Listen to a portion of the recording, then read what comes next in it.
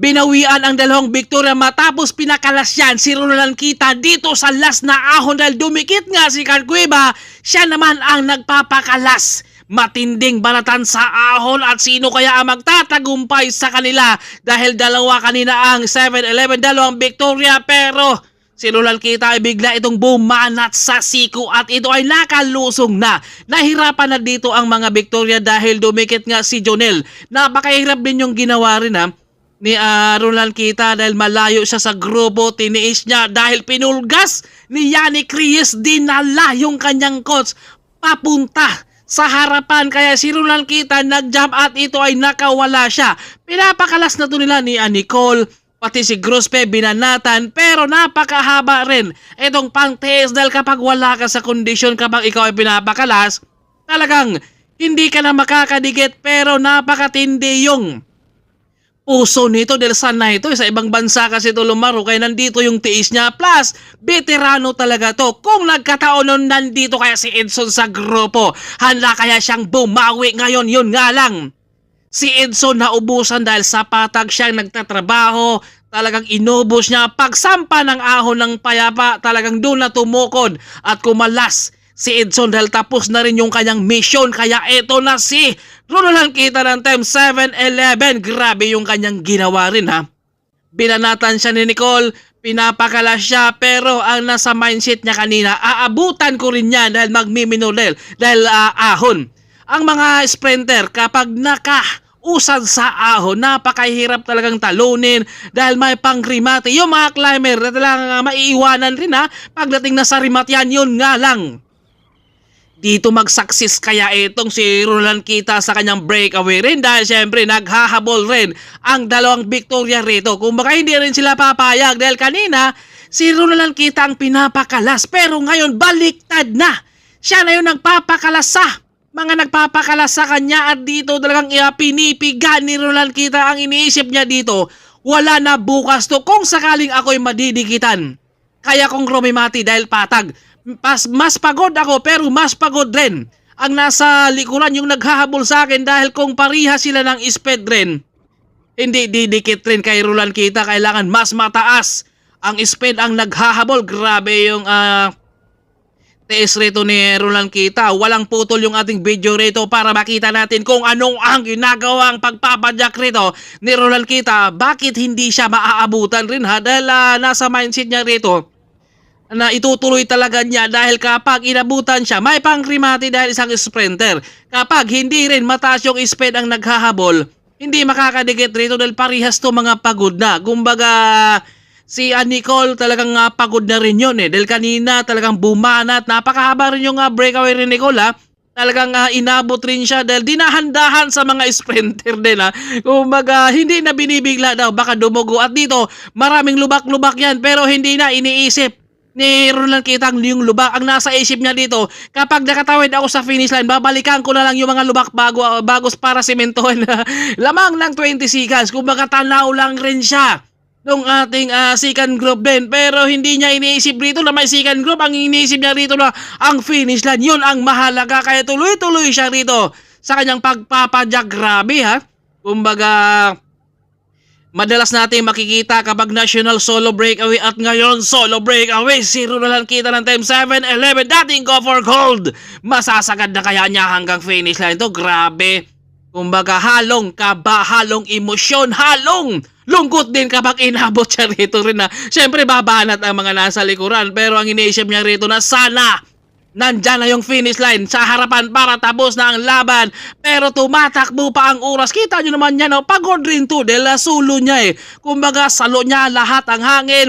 Pero tinitiis niya rito dahil nakawala na nga siya sa mga malalakas, sa mga climber at nakausad ang isang sprinter dito. Kaya kapag inabot may pang-remate ito. Kung tinalo si Roland Kita sa Tarlac ni Edson at sa Criterium din, tinalo rin siya ni Edson. Dito naman siya bumawi sa road race. Grabe talaga yung ginawa niya. Pero hindi pa tapos ang laban dahil hindi pa tayo talagang tumawid sa ating finish line. Talagang pinipiga rin dito. Maraming lubak kanina pero hindi iniisip ni Roland Kita yung lubak kanina. Ang inisip niya finish line dahil sabi niya kanina, mamaya na yung mga lubak kapag nakatawid ako sa finish line, babalikan ko na lang para simentuhin ko. Grabe, kita nyo naman yan. Dapang-dapa siya rito eh.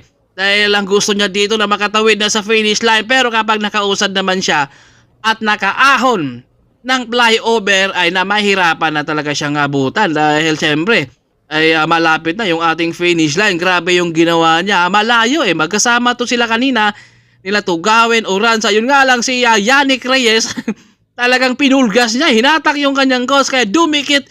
Plus nag-jump rin kaagad ito si Roland Kita kaya dumikit talaga sa harapan at condition talaga to eh. Dahil nasa pangatlo siya dito sa criterium plus nandito pa sa breakaway sa road race kaya kapag wala ka sa kondisyon yan hindi mo magagawa ang mag-breakaway rin dahil napakahirap din itong ginawa niya. Parang break artist, sprinter, may pangpanay, may pangrimate kaya nandito na kompleto na sa kanya rito rin. Kung hindi siya abutan, kukunin na kaya yung gold dito dahil I think parang first time niya magkaroon ng medal rin dito ha. Dahil syempre marami sa Go for Gold pero ang madalas sa Go for Gold sila Lucero at saka si Jonel Carcueva.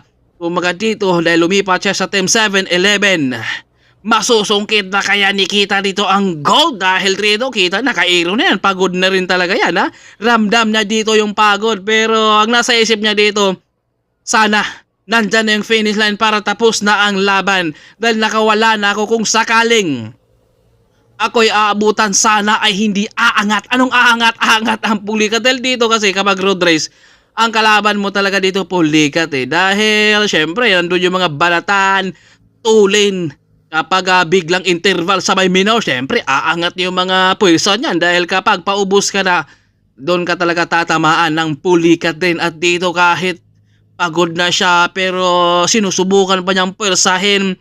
Talagang pigain, kita nyo naman pero kapag hinito mga pagod sila napakatuloy niyan dito pero ramdam na rin talaga nila yung pagod rin ha. At dito napakabilis na niya dito kumbaga nakakapag-recover na siya muli dito dahil lusong na naman yan. Inaangatan niya dito para makakausa dahil kita nyo man yan 36 seconds lang yung lamang eh. Tanaw lang talaga siya niyan. Yun nga lang pagod na rin talaga yung na mga naghabol sa kanya dahil dalawang victory ang nasa likuran pero nandun kasi si Jonel Carcueva rin na nasa second group kaya napipigilan eh dahil kapag pwersahin talaga nila malamang si John Leril ang re-remate baka mag 1-2 sila dito at nararamdaman na ni Kita na nandyan na kaya yung finish line. Grabe yung kanyang ginawa solo breakaway masasagad kita nyo naman yan umaangat-angat pa siya dito parang gusto pa siguro niya na re-rematehin siguro dito kapag may didikit talaga sa kanya at grabe talagang inuuga talaga niya dito yung bike talagang pilsahan pa talaga siya na para makakausad siya dahil ramdam na dito na sana nandyan na yung finish line para makatawid na ako dahil baka sakaling abutan ako rito. Syempre, si Nicole at saka si Grospe malakas talaga yung dumiin. Kung mga sana yun sa ahon, sa ibang bansa talagang kayang makikipagbanatan. Kaya dito sa parehas lang to sila dahil madalas naman to silang lumaro din ng ibang bansa rin. Kung mga dito ay sa tiis lang talaga at kondisyon. Kung meron pang natitira, yun talaga ang mananalo no. Dahil lahat naman to sila mga pagod. Dahil sa kanilang tulin, kapag nagkakabanatan, nakita natin si Roland Kita kanina na condition talaga dahil marami siyang mga kasama kanina sa grupo. Pero siya lang talaga yung mga nakasurvive rin. Dahil sila Jericho, talagang nasa grupo din. Magkasama to sila kanina ni Jericho, yun nga lang. Iniwan niya rin Umaga iba talaga kapag Limer ay nakausad sa ahon. At napasigaw nga dito si Roland Kita na thank you raw sa kanyang mga ka-teammate. Salute raw dahil syempre tinulungan siya. At si Patrick din kanina, kumbaga tahimik si Patrick dahil madalas siyang bumabanat si Patrick. Mapa ibang bansa, mapa Pilipinas, yun nga lang kanina ay tahimik si Patrick. Kumbaga yun talaga yung kanilang gameplay kung sino ang kondisyon yun talaga ang babanat. Kumbaga nasa timing rin, nasa oras, nasa panahon. Kumbaga kapag ibibigay ni Lord talagang para sa'yo talaga dahil dito si Roland Kita napapaiyak na siya siguro habang pumapadyak siya dito dahil umagwat na talaga siya ng tuluyan dahil hindi na dumikit, lumilingon siya rito, malayo na siya kaya ito ay suminyas na dito na ako na, akin na to, ibigay nyo na sa akin ang gold medalist ng National Championship 2026 dahil wala na akong kalaban. Halong emosyon, At saka saya ang nararamdaman dito ni Ronald Kita dahil solo siya eh. Kumbaga napakahirap yung kanyang ginawa pero talagang tiniis niya para makakawala at makakausad. Kaya hindi biro rin yung kanyang mga laban kanina. Kumbaga nandun yung mga malalakas plus may mga climber pa pero iba talaga kapag para sa'yo ang laban. Ibibigay talaga ni Lord yan. Kaya itong ating gold medalist sa ating Road Race National Championship 2026 Ronald Kita ng Team 7-11.